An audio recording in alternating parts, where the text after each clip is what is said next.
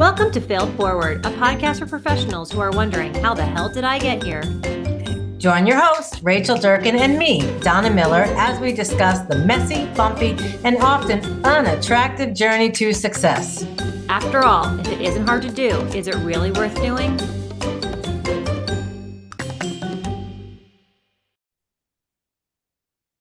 Hello, everyone, and welcome to Failed Forward, the podcast for those of us wondering, how the hell did I get here? My name is Rachel Durkan. I'm with Paradigm Marketing and Design. We are a web marketing, branding, and sales enablement agency that specializes in working with clients with a complex sale. So if you have a sales team that needs to close more deals, we help build a marketing to sales infrastructure to ensure they have more qualified meetings and a higher and more quick closing rate. And I am joined every week by my lovely co-host, Donna Miller. Donna, why don't you introduce yourself? Thank you, Rachel. So yes, I am Donna Miller. I am Chief Visionary Officer and founder at C3 Workplace and Donna Miller Business Growth Consulting, where we are entering our fourth decade of helping companies and teams to accelerate their growth.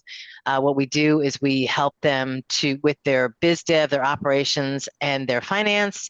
Clients bring us in to build systems that are efficient, cohesive, connected, and systems that they can execute on or we can help them to execute.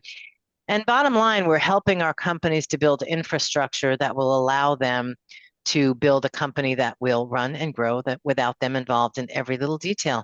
Kind of an awesome thing. It started out with, I really wanted to work from the beach. And so I had to figure out how to do it for me. And then I can figure out how to do it with other people. So join me in welcoming, okay, I'm just going to say it before I introduce you, Damien Weinstein for the second time, because speaking of failing forward, I forgot to hit the record button last time. So here we are again. You're accommodating too. I would have been like, I'm not coming. I know. I would have been like, oh, forget them. So Damien, tell us about your fabulous self and what you do. What is entrepreneurship if not failing over and over? So thank you both for having me on again. Damien Weinstein, I am the co-founder and the managing partner of Weinstein Klein. We are a law firm based out of Morristown, New Jersey, working with clients in New York and New Jersey mostly. My focus and my practice area is really on business law. So I work with business owners and entrepreneurs. We represent them in all things business and employment related. My focus pretty much is on day-to-day contract management, business advisory services, and also mergers and acquisitions. So people buying and selling businesses, which is my favorite part of the job, because you're either helping somebody sail off into the sunset of retirement or the next thing, or they're about to buy their business for perhaps the first time, and they're becoming a budding entrepreneur. So it's fun to help them with that journey. What I really want to know is how you convinced your partner, Brian, to let your name be first. There's a story behind that, and it involves a lot of sangria and asking the waiter or waitress, I can't remember, there was a lot of sangria at the restaurant we were at, to read the names off of the napkin that we wrote it on and say which one sounds better, and they picked. I would have done like a rock, paper, scissors, an epic rock, paper, scissors shoe contest. Focus group at its best. Yeah. Exactly. So Damien, when we were talking before we got on here, we were talking about what have you been focusing on? What have you been sucking at lately? And for lack of a better word, and you said you guys have grown really fast. It's been a pleasure to watch over the last few years, and you've got a much larger team now. And your challenge has been this journey of delegation. So talk to us about that. Yeah, absolutely. So we started the firm, the backstory there at a high level is we started the firm about 6 years ago, and it was just myself and my partner, Brian. So we did everything, right? We were the sales, we were the marketing, we were the lawyers, of course. We did the invoicing, we did the accounts payable, accounts receivable, all of that stuff, everything you can imagine to run a business. Over time, we have grown both with lawyers or legal staff, but also non-legal staff, so administrators. And in order to really grow, scale, and I think, Donna, you had mentioned it, be able to run the business, from the beach, or have the business run itself while you're at the beach or something like that. That is kind of the dream. I think most business owners want some element of that. In order to do that, you have to delegate, right? You have to have other people around you to be able to do what it is that you do, again, both on the legal side and the non-legal side. So that has been the name of the game really for the past 6 or so months since I took over the managing partner role, is to really remove myself from the day-to-day of the legal work and really focus on managing the firm, bringing it to the next level, all that that entails, and looking around to say, who can I tap in to help with this? Who can I tap in to help with that? Again, whether it's the legal work, client facing, or whether it's making sure that our invoices get paid or we get paid on time, things like that. So where have you been running into struggles with that, if any, or has it been gone perfectly well? Oh yeah, perfectly. No hiccups whatsoever. I figured it out, and I'll write a book about it tomorrow. So, I think I am a type A, as I think a lot of entrepreneurs are. I am somewhat of a control freak, as I think most entrepreneurs are. There is that neurotic energy that put me to where I am today, but that is also what sometimes holds me back, because it's you know what, it's just easier if I do it than explain it to you and then have to trust and verify that you do it yourself. So it takes a lot of guts, chutzpah, whatever term you want to use, I think, to bring around the right people, make sure they're around you, train them, educate them, empower them, which I think is a big part of it, and delegate to them and trust that they're going to do their job. And that is, it's not a trust with our team. Obviously, we have a fantastic team or they wouldn't be here. It's trust with anyone. This is, we were joking before the recording of this going back even to like childhood, being in grade school and having like team assignments, and you'd be like, you know what, I'll just do it all myself because I don't trust that you guys are going to get it done, and I want the good grade, and that continues, throughout life for sure. Yeah. Yeah, I think those are our, and I'll speak for myself, but I think that the entrepreneurial profile is very often that we are definitely type A, we're a little ADD. We are subject to shiny object syndrome, as I like to call it. But I think the pervasive thing, and because Rachel, you and I were just talking on a prior podcast, it's a control thing. I mean, it is absolutely a control thing. And I think that is the really challenging part, is how do you empower others without relinquishing control? Well, I think there's that, but I also think it's easier, for me at least, it's easier and more satisfying, aka dopamine hit, to accomplish a task well than it is to identify who the right person is to accomplish the task, empower them to accomplish the task, set up a system of accountability. If it goes wrong, identify, was it a culture issue, an accountability issue, a skills issue, a knowledge issue? I don't get any dopamine out of that crap. I get dopamine out of the task. And, my dopamine mindset has a harder time understanding the big picture over here of all the aspects that need to go into strong delegation and accountability and empowerment, as opposed to the very linear line of, I'm going to finish the task. Like, this is easier and more fun. This is challenging and unfamiliar. And I think even as leaders, we default to what's easy and fun. And so for me, at least for me, it's about, there's so much more to it when you're delegating, building a culture, empowering, because sometimes it's not, they're all great people, Damien, but what if they just didn't know something, or they just didn't know to let you know, or their communication skill is not as strong as you thought it was, and there's so many nuances to define when building that delegation infrastructure, as opposed to doing it yourself. And that for me is what makes it hard. It's the whole it's the whole thing. Yeah, that's really well said. I like your take on the dopamine. I never really thought about it that way, but I think that's we're right. all addicts. Did you see? Yeah, we are. I think that's it. So you're looking at it about like what makes us tick, and I sometimes looked at it from the opposite. I think both are true to a certain extent of, what do you want to avoid? And one of the things I think people like to avoid are really awkward or difficult conversations. And if you trust someone or delegate to someone to do it and they don't do it the way it was supposed to be done, you have to have a conversation with them. You need to be a jerk about it, but you obviously have to have a conversation with them. Whereas if I do it, I'll either do it the way I want it to be done, hopefully, or I won't, and I'll screw something up, and I'm at least accountable to myself, but I don't have to have that difficult or awkward conversation with someone. Totally. And that's another element. Changing tactics is a lot easier than changing behaviors. You're probably going to have that conversation 5, 6, 7 times. Yeah. The tactic you're going to fix in one try. And behaviors are not measurable as measurable. They're slower to turn. And so not only do you lose your dopamine hit, but you're doing something that shows the reward is not in sight.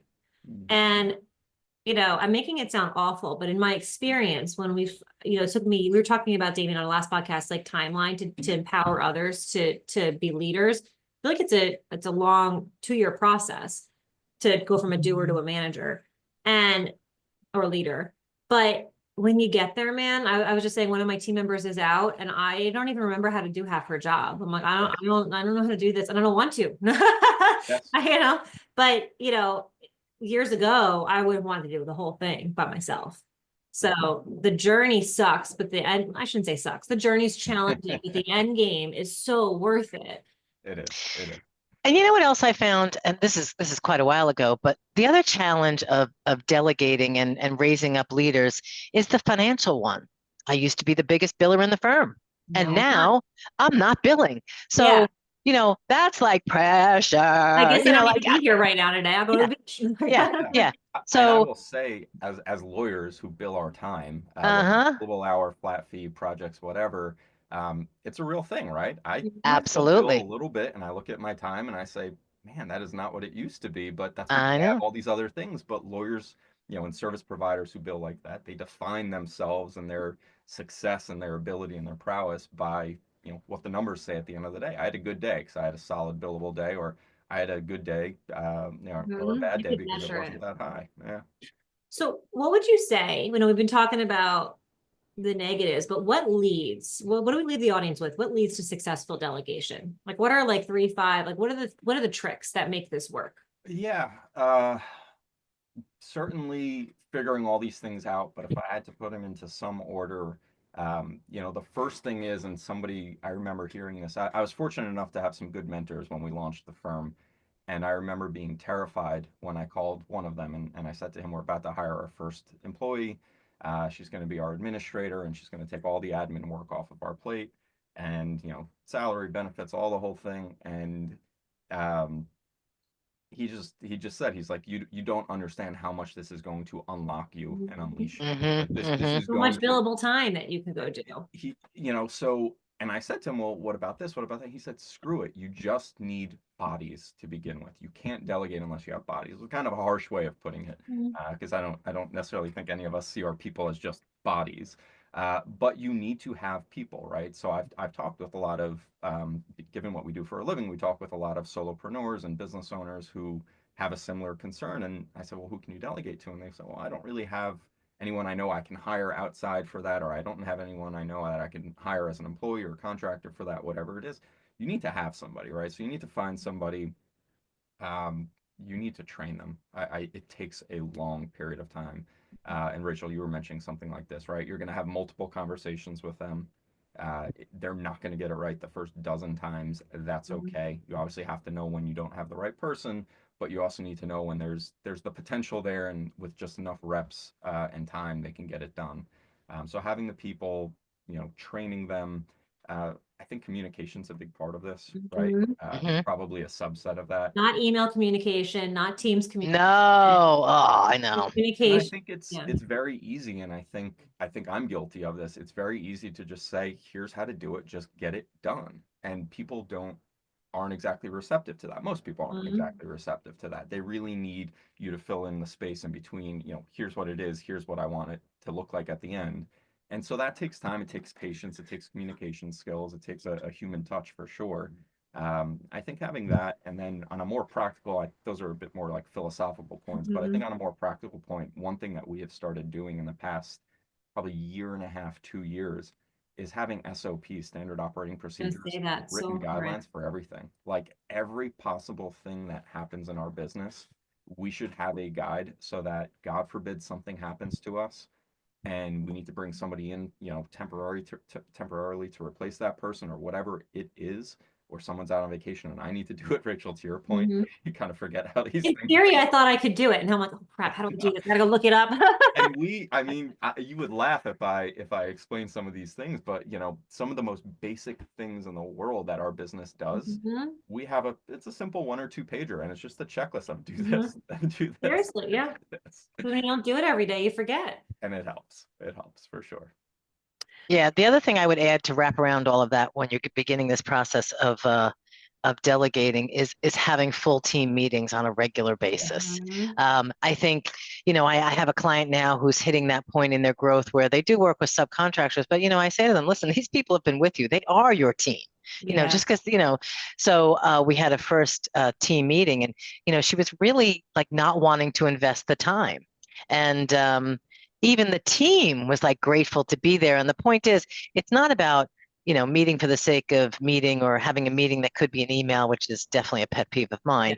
But it's creating the environment where mistakes are okay and we'll learn lessons from them, and who has what capabilities, and Rachel, you don't have to do everything because so and so is better at this than you. And so I think that this process of delegation is accelerated if we're getting the whole team together and understanding capabilities and challenges, and having the collective team work on particular challenges.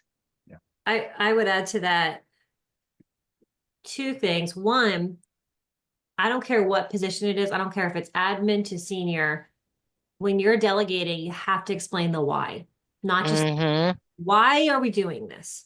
What could it impact? Because we need people to think critically, no matter what position they're in. So if they're doing something like, why am I doing it this way? It's 6 extra steps. Or wait, if I do this, it's going to affect this. Having them understand the why is so important. And empowering them to say, hey, if this doesn't make sense, I need you to come back to me and tell me that this SOP is redundant now because we've grown, and don't do it anymore. Don't just be like, robots. And the second is accountability. What do I expect from you? I tell that to my team all the time. You have to set the accountability, because it's not, if they come back and they didn't do it the way you wanted, but you didn't tell them how you want, like what your expectations were, it's not their fault, it's your fault. Yep. So, there's so much to successful delegation, but your company will be so much better for it in the end. Yeah. And, coming back to SOP is one thing, and even the very simple ones. One of the things we do internally is we have someone who's never worked on the project use the SOP to test the SOP. Because if you only have the person who's working on that project only ever with their eyes on the SOP, it may have holes in it. Yep. One of the things we do from the the scaling up playbook is start, stop, keep. So managers ask at every group meeting, what should we start, stop, and keep doing? So that if there is an SOP, and then it opens up the conversation. Have you done something that we should stop doing? Have you, and that really helps. And then that gets bubbled up to the leadership meeting every single week, because you do not want redundancies. And my biggest fear is that when you delegate, people just do it the same way, and they're nervous or scared to bring up something that doesn't make sense because they were told how to do it.